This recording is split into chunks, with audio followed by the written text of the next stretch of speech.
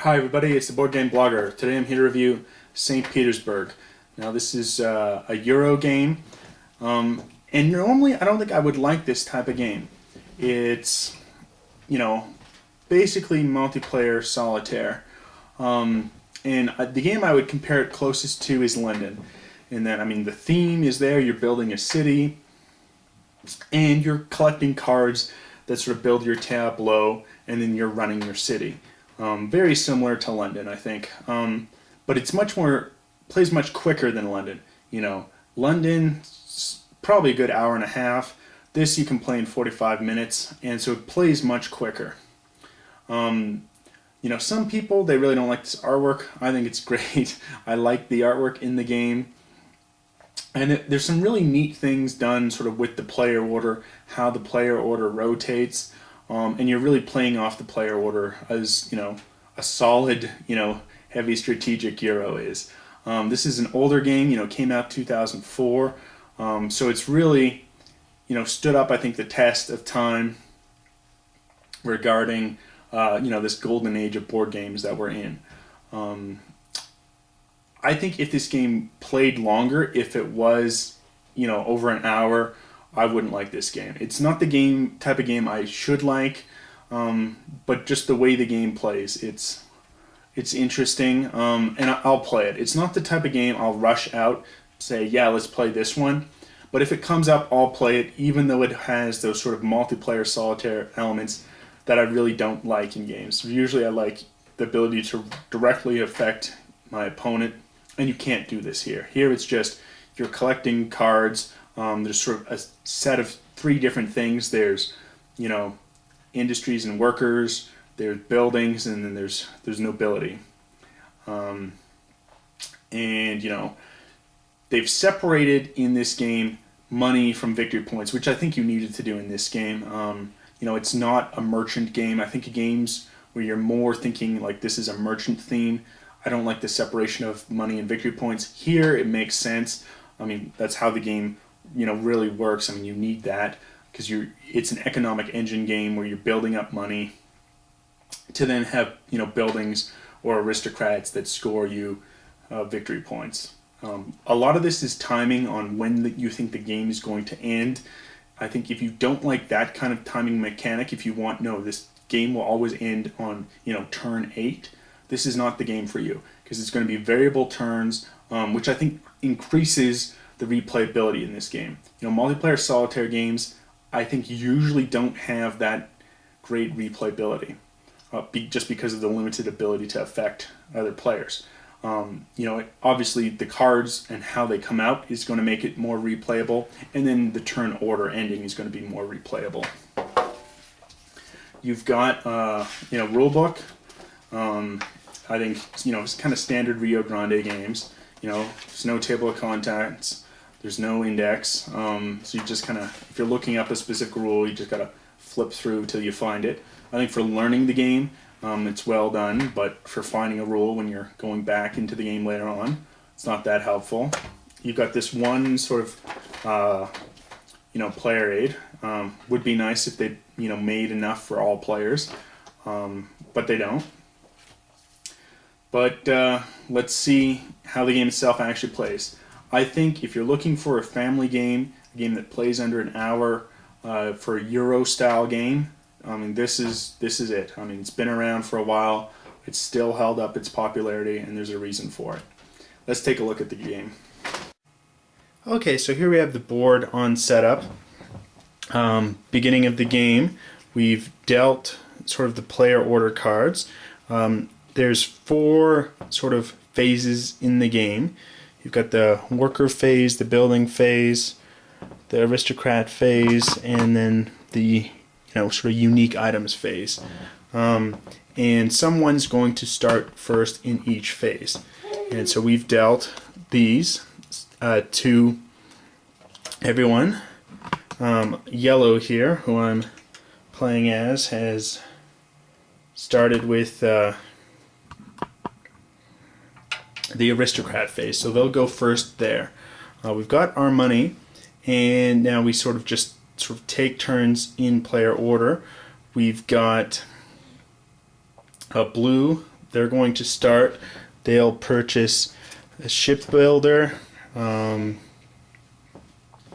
Green's going to go. They're going to get the lumberjack.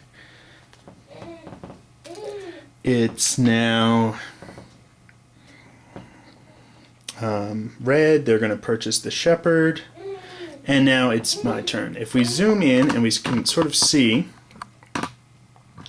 this is the cost in the upper left, and then sort of the item that they produce. So it's a fur trapper, produces the furs, costs $6, and will earn 3. The shipbuilder, whereas earned cost 7, will produce 3. So, in 3 turns it will have more than paid for itself, either of these. So they're good investments long term, so you want to see, estimate sort of how many turns are left in the game. The game ends once one of these decks draws, then the turn finishes, and the game ends. So beginning of the game, we can see that there's plenty left to go. We will purchase the fur trapper, $6, and that goes to the bank. And now the other players continue. It goes back into the other player's turn. There's going to be a purchase of a shipbuilder. Another shipbuilder will be purchased.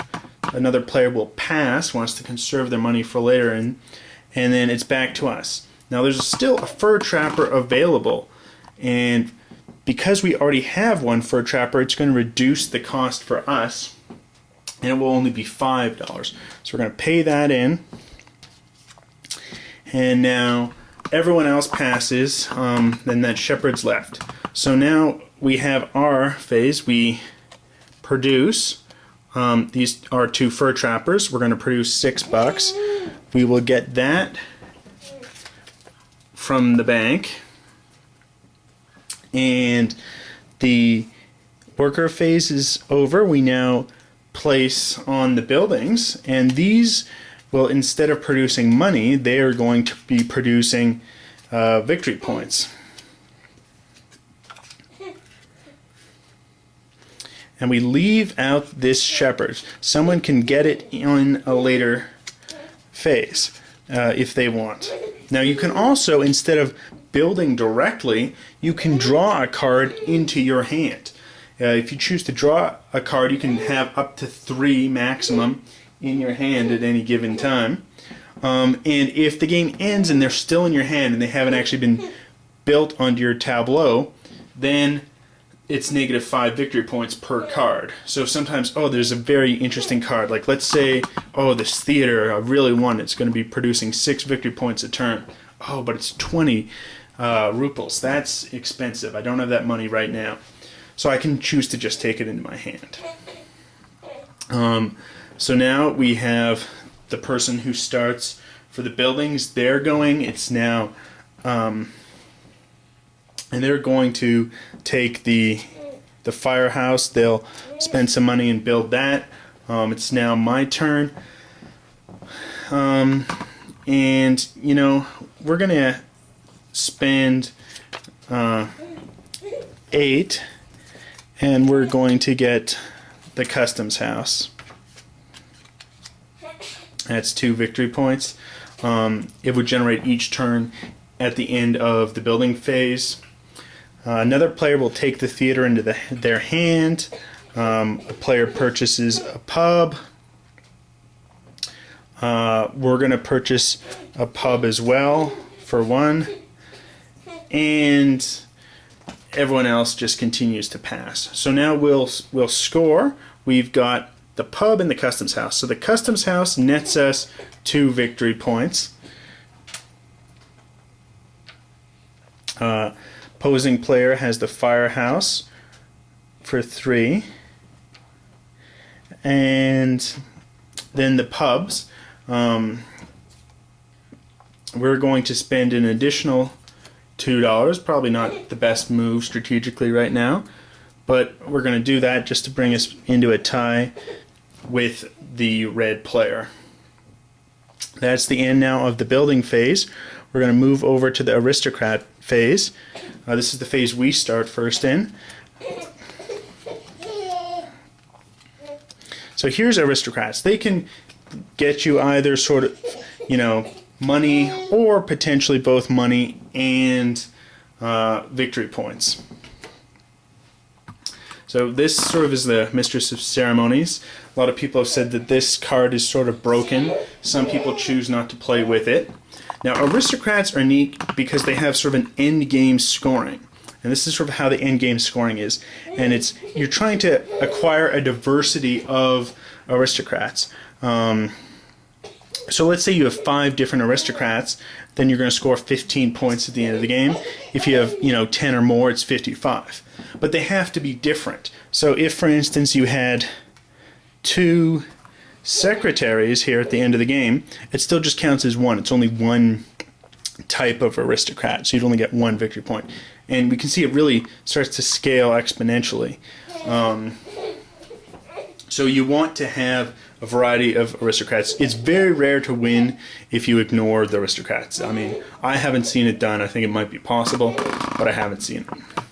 So now we will spend some money. We don't have a lot of money left, especially because we've been buying things. So we don't have any money, but we start first. So we want to pick the Mistress of Ceremonies. She's so good. Just take her into our hand. Other players will go. A secretary is purchased. The controller is taken into the hand. A warehouse is purchased. It's back to us. And we're just going to pass. And everyone else passes. So that's going to end the phase. Now the aristocrats will score for the people who purchased them. And it's just money. So the victory points don't change. We now go into the final phase here for the turn. We will add in these sort of specialty unique cards.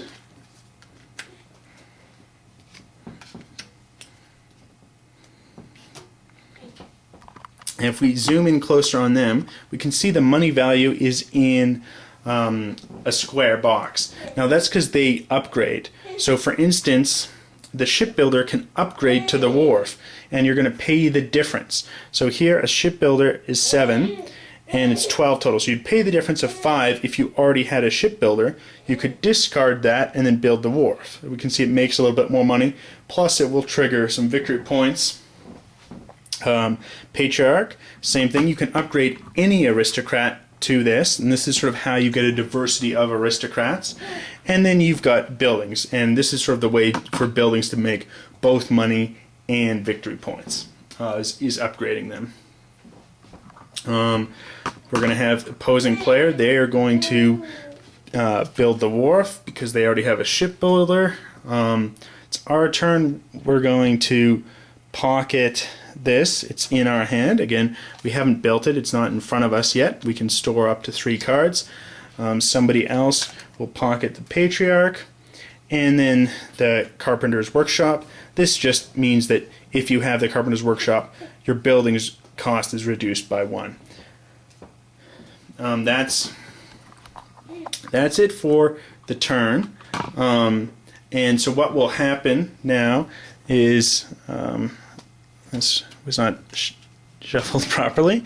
So now, the end of the turn, all of these cards are going to move down, and we're going to redistribute for the worker phase some cards. There's only ever going to be 8 cards available for purchasing. So the ones from last turn will stay out, and then the new ones.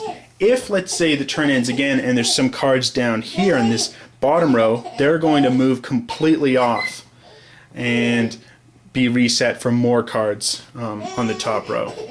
And the game just sort of continues. There's going to be, you generate your income in the worker phase, victory points in the building phase, and a mix of both in the aristocrats. And then you have this. It's, it doesn't have a separate phase where you score anything. It just allows you to improve your buildings. Also, what's going to happen is at the end of each turn, you're going to rotate player order. It's going to move. So we aren't going to go first this time, this turn, in the aristocrat phase, whereas we now have it first in the building phase. So it's a really neat player order mechanism that rotates well. As you can see, it's multiplayer solitaire. You have very limited ability to affect other people. It's just, purchasing cards or grabbing cards to block them. That's really how you affect other people, is blocking them by taking the card. Because I think the game plays quick enough, it's still enjoyable. If this was, double its length, if this was London length, I don't think it would be very enjoyable. Way too long for what it is, but it's not. Here, this is quick. You can play it quick, 45 minutes. Rules are simple. There's a very interesting, player order, and it's sort of balancing when does the game end. Have so many workers come out that this is running low, and now I know the game is ending soon, and how am I managing my profit acquisition, which I then I need to generate money, but then I need to convert that money into victory points by building buildings and purchasing aristocrats. But I need a lot of workers to do it. Sort of when do you switch gears? How do you switch gears? Is the questions. It's a classic, St. Petersburg. It's been around for a long time, and I think it holds up. It's still, as a Euro game, it's still a top Euro. Anyway, till next time, I'm the Board Game Blogger.